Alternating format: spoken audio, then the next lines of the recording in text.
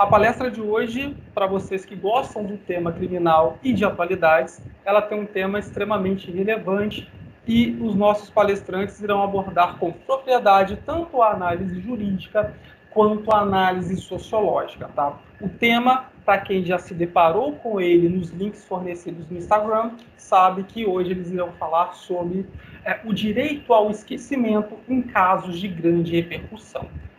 Para inaugurar essa palestra, eu botei aí o slide para vocês com a qualificação dos dois palestrantes que irão abordar tanto o tema jurídico quanto a questão social. Uma das palestrantes será a doutora Bárbara Lopes Rodrigues Gava, uma advogada criminalista, pós-graduada em processo civil, graduada em direito e também terapeuta reikiana.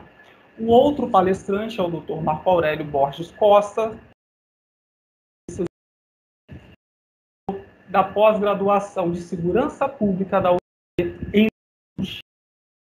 grande prazer e grande felicidade que a gente inicie os trabalhos de hoje. E eu agora me despeço de vocês para falar daqui para no final voltar e a gente poder encerrar o tema, para dar a palavra para a doutora Bárbara, que vai tomar o meu posto, e, consecutivamente, também o doutor Marco Aurélio. Já agradeço também a presença da nossa coordenadora aqui, a doutora Lorena, e de pronto já começo iniciando os trabalhos. Vou fechar a câmera aqui, a doutora Bárbara assume o meu posto com o doutor Marco Aurélio. Uma ótima palestra para todo mundo. Todos, boa noite. Gostaria de agradecer, ao professor João pelo convite, agradecer à professora Lorena também, à Faculdade Multivix, agradecer ao professor Marco Aurélio por ter entrado nessa comigo e, sem mais delongas, já inicio aqui os nossos trabalhos, para falar sobre o nosso tema. Até onde é possível o direito ao esquecimento em casos de grande repercussão, tendo como enfoque aí os casos do goleiro Bruno e do profissional Robinho. Primeiramente, eu preciso falar para vocês o que é direito ao esquecimento. Direito ao esquecimento é um conceito que surgiu com o direito criminal, que basicamente fala do direito da pessoa em não ser definida, em não ter seu passado, um eventual passado criminoso assombrando, eternamente. O que é isso, Bárbara? Quando a gente fala de direito penal, a gente fala das consequências penais do cometimento de um crime, que é a pena, é o processo, é o eventual dívida que a pessoa tem com a sociedade, com a justiça, e a gente também fala das consequências extrapenais. O que são essas consequências extrapenais? São as consequências do que a pessoa fez com uma sanção moral, uma sanção social que a pessoa responde. Como assim? A pessoa, ela tem um viés social, no cometimento de um crime. Ela fica marcada, ela fica falada, ela fica posta na sociedade como uma pessoa criminosa, e isso a acompanha ao longo da sua vida.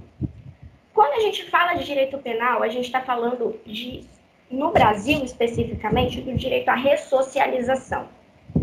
O direito penal brasileiro, ele prima pela reinserção do apenado na sociedade. Então, quando você fala de consequências extrapenais, você está falando de uma pessoa que vai voltar à sociedade com uma mácula na própria imagem. Por que eu estou falando disso tudo? Porque no Brasil não existe prisão perpétua, não existe nenhuma pena, não existe nenhuma sanção penal de caráter perpétuo. Então, quando você fala de direito ao esquecimento, você fala de dizer que essas consequências extrapenais do crime que a pessoa cometeu também não podem ter caráter perpétuo. Onde isso se manifesta? Se manifesta na Lei de Execuções Penais, no artigo 202, quando fala que você não pode ter, depois que você cumpriu a sua pena, que ela já transitou em julgado, que você já fez todo o cumprimento, que isso não pode ficar numa ficha, isso não pode ficar de uma maneira visível em documentos judiciais. A gente fala disso no enunciado 531, inciso 6 da Jornada de Direito Civil da Justiça Federal, que diz: a tutela da dignidade da pessoa humana na sociedade da informação inclui o direito ao esquecimento. Não se fala aqui, gente, em apagar o passado, em reescrever o passado, mas se fala de uma vedação em você ficar repisando o passado criminoso de uma pessoa que cumpriu a dívida dela da sociedade sem motivos. Onde isso é mais visível? Numa vedação relativa que tem na Justiça do Trabalho de se pedir folha de antecedentes criminais no momento de uma contratação de emprego. Eu falo vedação relativa porque existem casos onde é possível se pedir, sim, a ficha de antecedentes criminais, tá? Alguns casos expressos em lei, ou alguns casos onde é necessário pela natureza do cargo. Por exemplo, quem trabalha em empresa de segurança com transporte de valores, carro forte, por exemplo, a empresa pode pedir, porque se a pessoa teve uma condenação aí por crimes contra o patrimônio, ela não pode fazer esse transporte de valores, né? E aí a gente vem para os casos de grande repercussão. Eu vou fazer uma pergunta retórica para vocês. O goleiro Bruno, se ele for pedir um emprego em qualquer lugar, pode ser na loja do bairro de vocês, no supermercado perto da casa de vocês, precisa pedir ficha de antecedentes criminais? Não precisa, né? Todo mundo sabe quem é ele. Todo mundo sabe o que aconteceu com a vida dele. É possível, então, se falar em direito ao esquecimento nesse caso? Não sabemos. Antes da gente adentrar de fato no tema, é preciso que a gente pontue brevemente duas diferenças entre os casos do goleiro Bruno e do Robinho. O goleiro Bruno, ele cometeu um crime em solo brasileiro, ele é um cidadão brasileiro, ele respondeu na íntegra do processo dele para a justiça brasileira, e ele respondeu a todo o processo preso. Quando ele já saiu já nas últimas fases da execução penal, ele já saiu dentro do processo de ressocialização e hoje ele é considerado uma pessoa ressocializada. O Robinho é um cidadão brasileiro que supostamente, e eu digo supostamente porque a sentença dele não transitou em julgado, supostamente cometeu um crime fora do solo brasileiro, ele responde para a justiça de outro país e ele é uma pessoa que ainda tem um processo em grau de recurso. A sentença dele ainda não transitou em julgado. Então, ainda existe, de acordo com o princípio da presunção de inocência, que a possibilidade de que ele seja absolvido. Na prática, em se tratando dessas consequências extrapenais, tem diferença? Nenhuma. Os dois estamparam manchetes de jornal à exaustão, os dois tiveram perdas, né, de possibilidades, de oportunidades de trabalho. O goleiro Bruno, logo depois assim que ele foi solto, basicamente todos os clubes que tentaram contratar ele tiveram muita pressão popular e desistiram, né, dessa contratação. Atualmente, agora que ele está no time do Acre, se eu não me engano,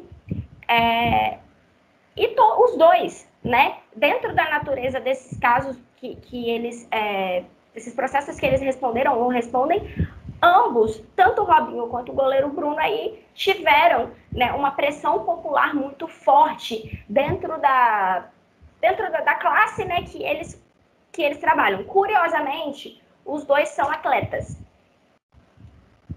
E aí eu falo para vocês, isso é uma característica do caso que eles responderam ou isso é uma característica dos dias atuais em se tratando da era da internet? Por que eu pergunto isso? O técnico do Santos, o Cuca, curiosamente o mesmo time que tentou contratar o Robinho, ele, enquanto ele era jogador, ele respondeu na Suíça a um processo criminal também por um estupro coletivo de uma menina de 13 anos. Boa parte dos senhores não sabiam disso. E aí, quando a gente está falando de direito ao esquecimento, eu teria o direito de rememorar isso? O Guilherme de Pádua foi um crime muito emblemático que ele cometeu. Ele matou aquela atriz, a Daniela Pérez, com requintes de crueldade. Foi um caso assim que teve um impacto muito grande na mídia brasileira, tanto que a mãe dela, Glória Pérez, ela entrou com um pedido de lei de iniciativa popular, conseguiu e alterou a lei de crimes hediondos. Dá para falar que o Guilherme de Pádua hoje, ele não é uma pessoa ressocializada? Dá para falar que o técnico Cuca hoje não é uma pessoa ressocializada? Curiosamente, todos esses exemplos que eu trago para vocês aqui, gente, são de crimes contra mulheres. Crimes com natureza misógina, crimes de estupro, crimes de homicídio, crimes de natureza que a gente hoje poderia chamar de feminicídio, inclusive. Aí, eu retorno para vocês, então a gente fala de um outro crime, né? Fernando Collor de Mello, ele sofreu impeachment, ele foi penalizado com crime de responsabilidade, hoje ele é deputado.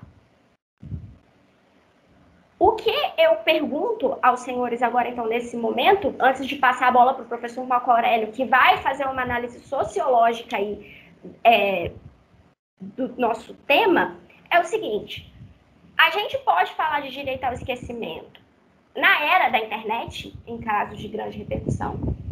Porque eu dei vários exemplos aqui de casos que, em suas épocas, tiveram grande repercussão. Hoje não é que eles foram esquecidos, mas hoje eles não causam o mesmo impacto do que eles causavam na época.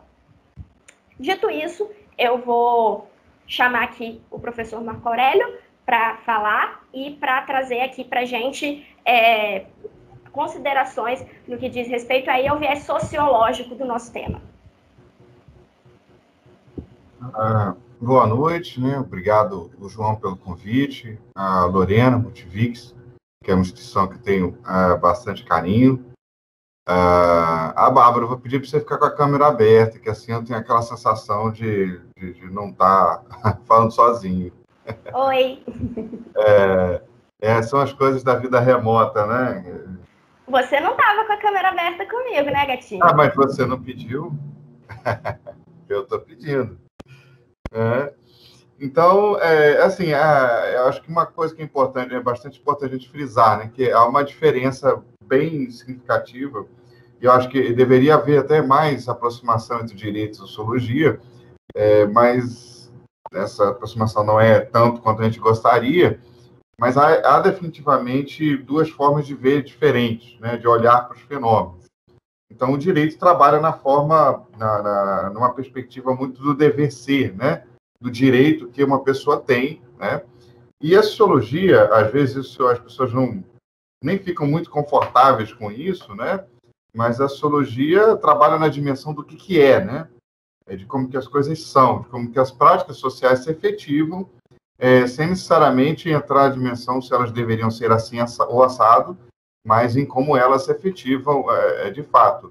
Então, nem sempre as coisas têm uma sintonia, nem sempre as coisas como elas são, né, contemplam a coisa do como elas deveriam ser. E aí não é uma questão de Brasil real, Brasil legal, não é muito essa dimensão, mas é uma dimensão de que as práticas sociais, elas antecedem as leis, né? E, ao mesmo tempo que as leis são resultado de práticas sociais, e as próprias leis também produzem práticas sociais, né? Então, a gente tem esses elementos, né? A lei, as práticas sociais antecedem as leis, produzem as leis e acabam também, né? Depois de que as leis estão implementadas, elas acabam também afetadas pelas leis de alguma forma. Então, é um ciclo que não para nunca, né? Dentro da história, da evolução da sociedade, né? Bom, dito esse prólogo, né, tentando assim, meio que me defender, né, o Bourdieu dizia que a sociologia é um esporte de combate, né, que a gente usa para se defender. Então, isso é bem característico da nossa ciência. Bom, a gente tem a coisa do esquecimento, né? Uma coisa interessante, né, a título de até cômica, né, é que nunca esqueceram o que Caim fez com Abel. Entendeu? Então, assim, o Caim não teve direito ao esquecimento, o Caim da Bíblia, né? Então, pegando a narrativa religiosa, né? O Caim, o que ele fez com Abel, nunca foi esquecido. Pode ter sido perdoado por Deus, pela família, né? Dentro da narrativa religiosa não traz, mas o crime dele nunca foi esquecido, né? O crime de Eva também nunca foi esquecido, né? Ela, né, desobedeceu e o Adão desobedeceu, ele nunca foi esquecido, né? Por que eu estou levantando essa bola, né? Pode parecer não ter nada a ver. É que essa recordação, né, esse não esquecimento, ele tem uma função de controle social, ele tem uma função, dentro do contexto da organização sociais, ele tem uma função de estabelecer parâmetros do que pode e do que não pode, para além da questão das leis que estão colocadas ou não estão colocadas. Então, uma sociedade que preconiza o limite ao conhecimento, ela vai sempre lembrar do pecado de Eva, de que desobedeceu e foi comer do fruto da árvore do conhecimento.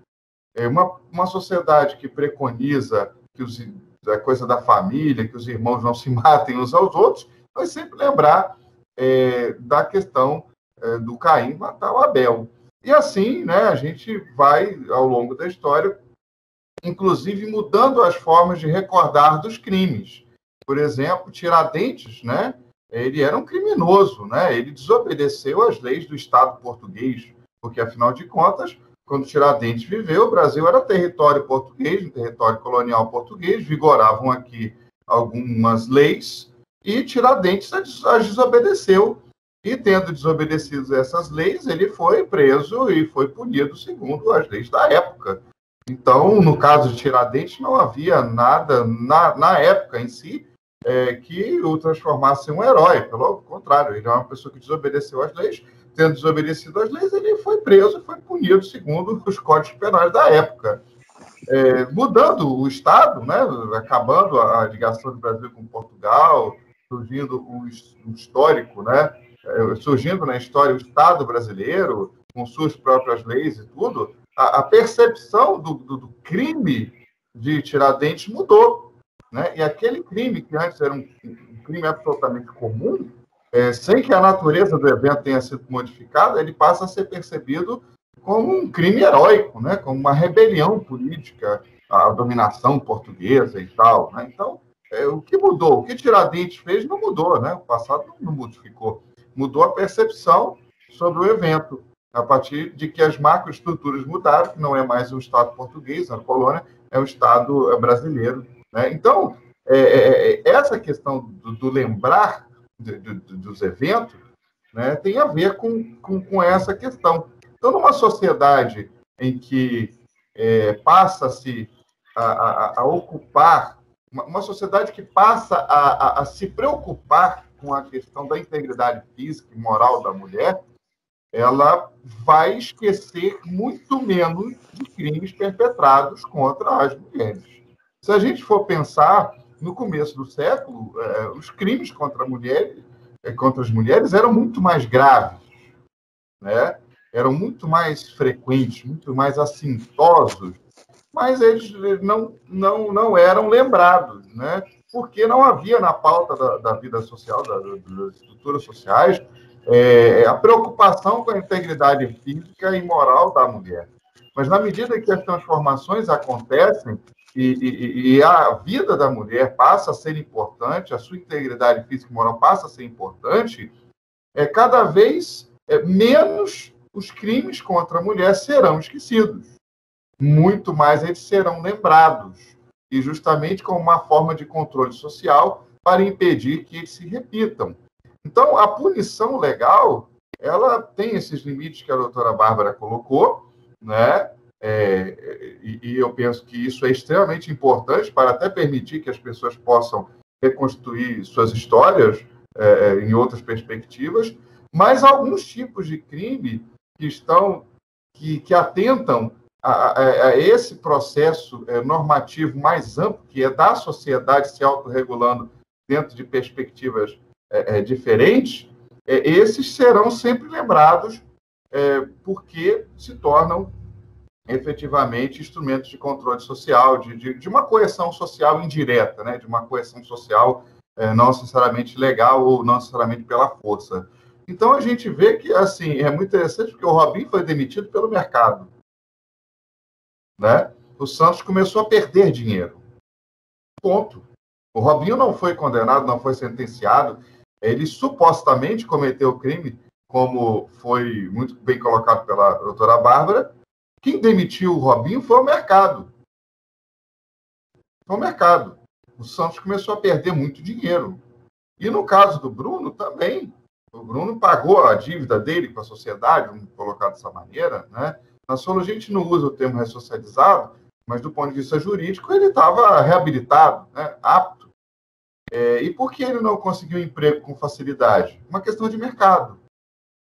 Uma questão de mercado, né? E aí entra, inclusive, a mídia, que passa a ser pautada por essas novas perspectivas, nas quais a mulher tem um valor significativo, ela passa a ter um valor percebido da sua vida, da sua integridade, e aí isso repercute financeiramente, e vai repercutir na vida das pessoas que cometeram esses crimes bárbaros contra as mulheres, né? Então, isso é todo um conjunto, né, que está mais ligado às práticas sociais, que não necessariamente vai reproduzir, literalmente, o mundo do direito.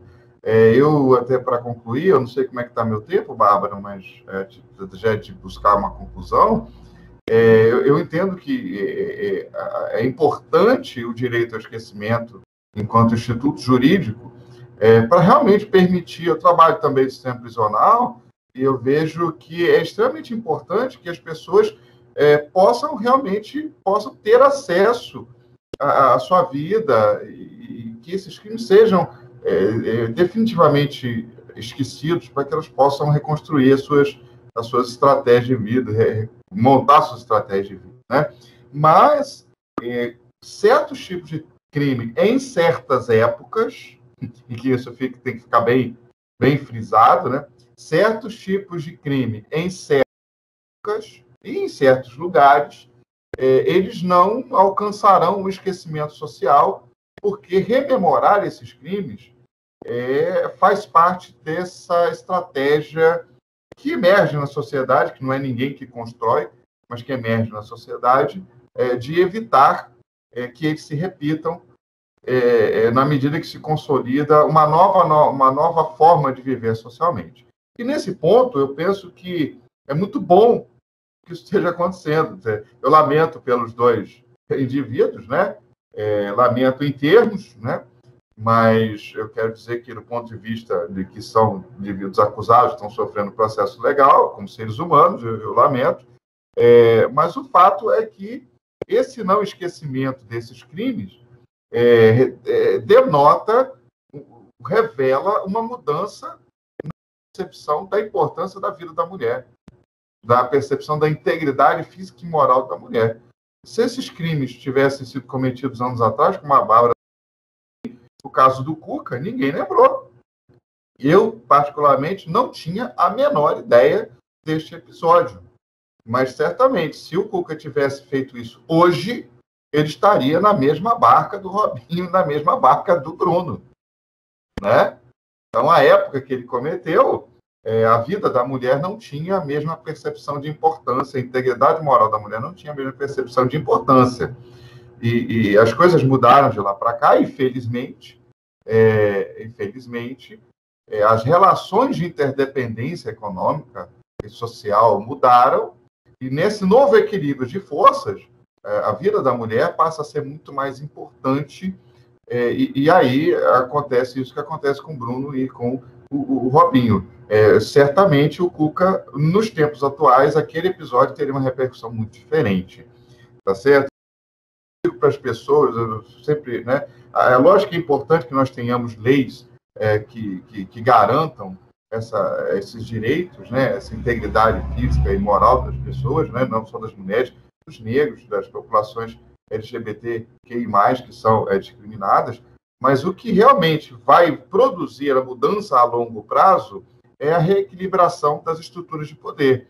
Então, nesse sentido, as leis cumprem um papel na reconstrução das práticas sociais, ao tornar caro certos crimes. Então, a lei torna caro a agressão, o feminicídio, o estupro. Então, à medida que a lei vai tornando isso muito mais caro, né, ela vai provocar uma mudança de comportamento, né? E a lei tornando caro e a sociedade, o mercado tornando caro esse tipo de crime, isso vai produzindo mudança de hábito, porque não é só a lei que torna caro, o mercado também tornou caro. A gente vê no caso dos Estados Unidos, aí, saindo do caso da dimensão das mulheres, como que a postura do presidente Trump em relação ao caso George Floyd, né, como que ela está custando caro para ele.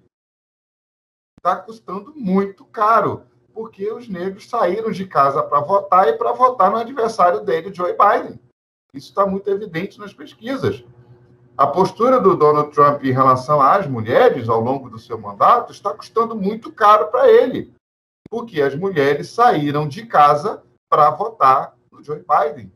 As mulheres e os negros pegaram, porque o voto nos Estados Unidos é facultativo, pessoas que não votavam decidiram votar para votar contra o Trump, mulheres e negros em especial. Então, custou para o Trump, né, o machismo e o racismo, custou para o Trump a presidência dos Estados Unidos, que no início do ano estava praticamente garantida. Né? Ele era líder em todas as pesquisas e ninguém cogitava o Donald Trump não se reeleger. Mas as suas declarações machistas, a sua postura racista, embora ele negue formalmente, mas na prática a gente percebe isso muito claro nas suas decisões, custou para ele a eleição de presidente dos Estados Unidos, custou para ele o cargo de presidente dos Estados Unidos, inclusive que ele não quer, né, reconhecer a derrota. E aí a gente vê isso muito claro nas pesquisas. Os negros decidiram votar e votar contra ele. As mulheres decidiram votar e votar contra ele. Se mobilizaram fortemente para votar contra ele. Então, isso tudo mostra o quê? Que as posturas machistas, a violência contra a mulher, o racismo, eles não estão se tornando caros apenas do ponto de vista jurídico. Eles estão se tornando caros do ponto de vista econômico, do ponto de vista político, né? E isso vai, ao longo das gerações, né, ao longo do tempo, produzindo mudanças de comportamento. Então, eu tentei tratar da questão de uma maneira mais objetiva possível, mais distanciada possível, se puder colocar dessa maneira, que é realmente uma coisa que a gente, que a sociologia, tenta sempre fazer.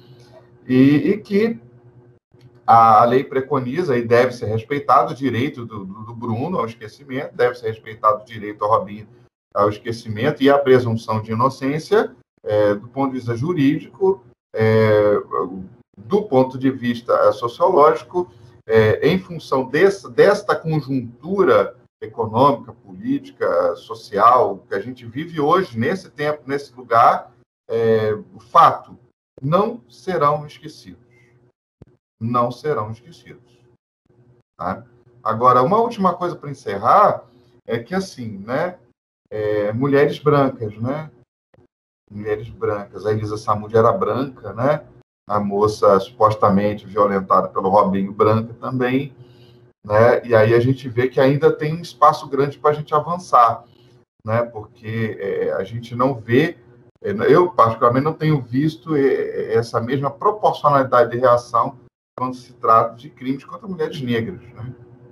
Então, talvez ainda tenha muito aí para a gente avançar dentro dessa pauta. Aí já falando não em termos sociológicos, mas falando em termos também de um comprometimento com essa causa de defesa dos direitos das pessoas que não os têm respeitados com frequência, né? Ainda não é uma regra o respeito ao direito. E aí eu penso que as mulheres negras, né, por uma questão até de interseccionalidade, elas são ainda muito vitimadas por essa falta de proteção do Estado e das próprias estruturas sociais. Então, eu fico por aqui e estou à disposição de vocês. Obrigado. Obrigada, Marco. Venho, então, encerrar, né, o assunto após a fala do professor Marco Aurélio, trazendo, finalmente, a pergunta tema, né, desse pequeno evento. É possível falar em direito ao esquecimento nesse tipo de caso de grande repercussão? É e não é. Existe, né, hoje em trâmite na Câmara dos Deputados o projeto de lei 4418 de 2020, que fala justamente do direito ao esquecimento. Esse projeto de lei, ele vem para regulamentar como a era da internet influenciou a nossa percepção dessas consequências extrapenais do crime. Quando a gente fala do goleiro Bruno, por exemplo, as consequências extrapenais, elas vieram junto com as consequências criminais. Ele foi preso e toda a repercussão do crime veio enquanto ele respondia ao processo preso. Quando a gente fala do Robinho, as consequências extrapenais, elas vieram antes de qualquer sanção penal que ele possa vir a ter, porque a gente não sabe se vai ter. E como o professor Marco Aurélio falou, o mercado regula. A gente está falando de pessoas num crime de grande repercussão que tem uma carreira muito exposta. A cara de quem era famoso era a cara do criminoso ou do suposto criminoso e não a da vítima. A gente traça esse paralelo quando a gente fala daquele crime que ficou muito falado semana passada, que foi o da blogueira Mariana Ferrer, que a cara que ficou famosa era dela, não do criminoso. Alguns veículos tentaram expor a cara, né, do dito estuprador, ou não, tecnicamente ele foi absolvido, para tentar dar visibilidade para a cara de quem cometeu ou não o crime, mas a cara famosa era dela. Então, esse projeto de lei, ele vem para tentar regulamentar juridicamente o aspecto legal desse direito ao esquecimento. Ele fala dessa questão dos buscadores de reportagens, né, que diz que sites deverão diminuir esses resultados de busca, quando busca o nome da pessoa, então, vou buscar o nome, professor Marco Aurélio, que ao longo do tempo, as reportagens principais que vão aparecer não podem mais ser a que fala do crime, mas tem que ser as que falam de outras coisas. Que pessoas inocentadas, quando você for buscar o nome delas nesses buscadores, que apareça primeiro que ela foi inocentada, para depois você saber o que foi esse processo, né? Para que a imagem da pessoa, a pessoa possa, pelo menos, ter um indício de recuperar a própria imagem. Juridicamente falando, então, nesse caso, ainda que esse projeto de lei não seja aprovado, ainda é possível se falar em direito ao esquecimento, quando você fala que na ficha de antecedentes criminais da pessoa isso não vai ficar aparecendo mais, quando você fala que você não pode ficar buscando eventuais, né, crimes que a pessoa cometeu para outros fins que não sejam um futuro processo que ela venha responder criminal, de natureza criminal novamente. Então, juridicamente falando, a lei pode e deve criar mecanismos para facilitar a reinserção dessa pessoa dentro do seio social. Socialmente falando, quando a gente fala de consequências extrapenais, já não dá para falar necessariamente em esquecimento. Porque a gente não pode obrigar as pessoas a esquecerem. Eu não tenho como falar para cada um de vocês o que vai marcar vocês ou não. Por exemplo, quando a gente fala de Suzane von Richthofen, vocês não lembram da menina de 19 anos que era estudante de direito? Vocês não lembram da apresentação de balé da escola dela em 1900 e bolinha? Vocês lembram que ela matou os pais. Só que isso foi muito marcante para a minha geração. Talvez para de vocês ainda tenham, né, para pessoas mais novas, aí nos seus 18 anos por aí, ainda tem algum resquício disso, porque a mídia ainda fala muito disso. Vai sair um filme agora sobre a história dela. Legal. Mas será que daqui a 20 anos essa história vai ter o mesmo impacto que tem hoje? Será que daqui a 20 anos a Suzane ela vai ter das pessoas o mesmo tratamento que ela tem hoje? Ou será que isso, com o passar do tempo, não necessariamente cai no esquecimento, mas como o professor Marco Aurélio falou, tem um outro significado, tem um outro impacto, deixa de causar nas pessoas o nível de repúdio que tem hoje? A gente não tem como mensurar isso. Tanto que o goleiro Bruno, por exemplo, hoje, ele tem carreira no futebol, ele conseguiu ter carreira no futebol. Não dá para comparar o cara ser goleiro do Flamengo, que é o time de primeira divisão, o atual campeão da Libertadores, que tem jogo passando em horário nobre no principal veículo televisivo do país, basicamente toda semana, do que ele ir para um time aí da Série C ou D do Brasileirão, lá no Acre, onde ele não tem projeção e visibilidade nenhuma. a visibilidade dele não é a mesma, a posição social dele não é a mesma, o salário dele com certeza não é o mesmo. Então, não está esquecido, mas aos poucos ele vai se reinserindo.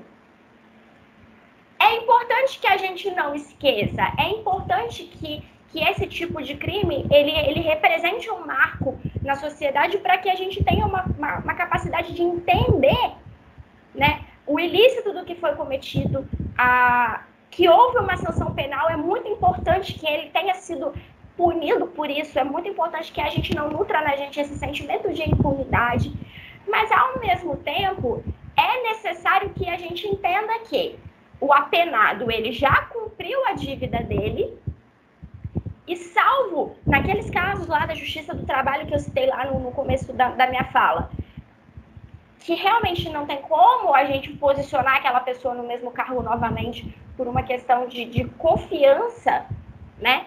É importante que a gente também entenda que a pessoa ela tem o direito de se realocar no centro social, que ela tem direito ao trabalho, que ela tem direito de se posicionar novamente na vida dela, justamente porque quando a gente fala de ressocialização, a gente não quer que essa pessoa se retorne, né, para o sistema penitenciário novamente.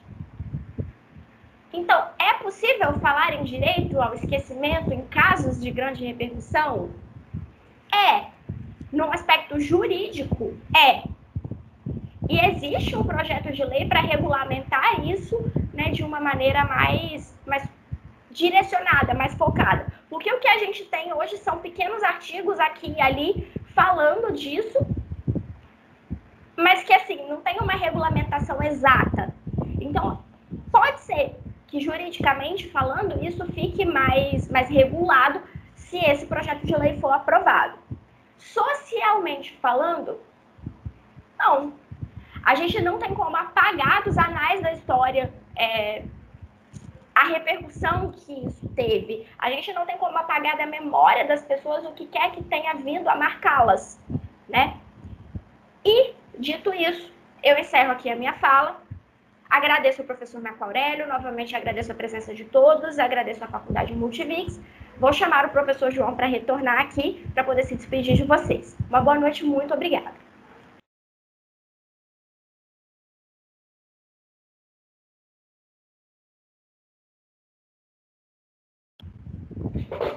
Bom, é impressionante como um tema desse gera tanto material jurídico para que a gente possa comparar. E eu fico muito feliz em poder aqui participar, mesmo que indiretamente, desse encontro. E novamente agradeço aos dois palestrantes que falaram com um primor muito grande do assunto, tanto juridicamente quanto socialmente, tá? Então agradeço em nome da Faculdade Multimix também, pela professora Lorena, ao palestrante Marco Aurélio, que falou de uma maneira muito assertiva sobre essa questão social, porque esse direito ao esquecimento, principalmente em casos de grande repercussão, ele gera alguns temas complexos e subjetivos. Agradeço novamente também à advogada Bárbara, que pôde trazer para nós esse conhecimento jurídico acerca desse instituto penal e, de certa forma, jogou aí uma dúvida na cabeça de todo mundo, tá?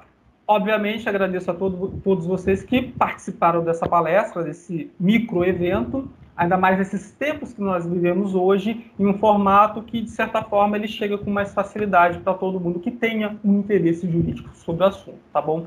Novamente, eu me despeço, doutores, um grande abraço para vocês. E quem tiver interesse em rever este tema, eu vou deixar ele acessível no meu YouTube. Depois eu posto isso para vocês, tá? Um grande abraço e uma boa semana para todos.